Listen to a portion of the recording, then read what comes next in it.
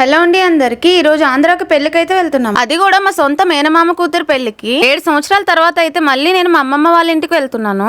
Night బయలుదేరైతే వెళ్తాము. దానికంటే ముందు కొంచెం షాపింగ్ చేసేది ఉంది. అందుకని మా ఆయన నేనైతే బయటికి వెళ్ళాము. షాపింగ్ చేసి పానీపూరి తినైతే ఇంటికి వచ్చాము. బయట ఎండలు అసలు మామూలుగా లేవు. ఎప్పుడెప్పుడు ఇంట్లోకి వెళ్దామా అన్నట్టు ఉన్నాయి ఎండలు.